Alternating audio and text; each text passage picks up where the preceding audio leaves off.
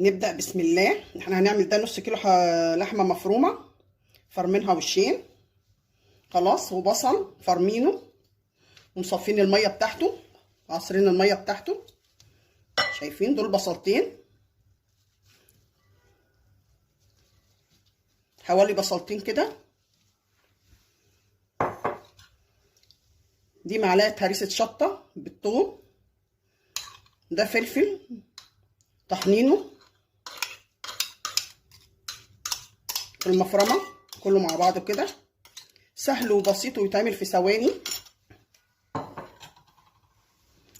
وعندنا الخلطة بتاعت الحواوشي، عايزين تحطوا توابل مع عندكم براحتكم.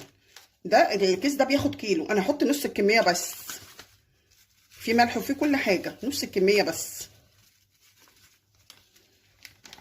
نصه خلاص. انا هحط بقى من عندنا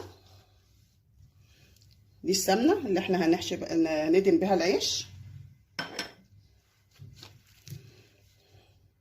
هحط من عندنا شوية جنزبيل،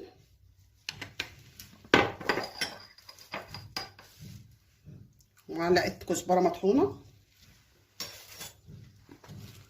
عايزة تستكفي بالكيس براحتك، بنص الكيس براحتك. شوية فلفل اسمر صغيرين.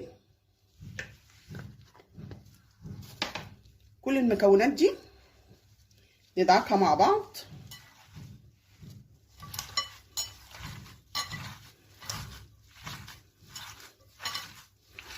دعكة حلوة قوي كده. عايزين تاخدوها لفة في المفرمة براحتكم.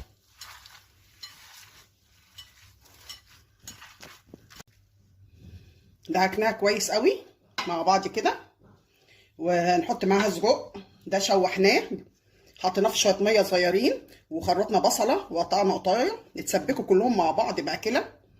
ما بحطوش ني، بديله بس نص سوا كده. سجق بلدي نص كيلو، واللحمه المفرومه نص كيلو، وانتوا اعملوا الكميه اللي تعجبكم بقى.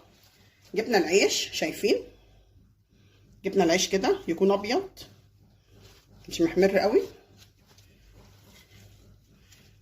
نجيب كل كرايه كده،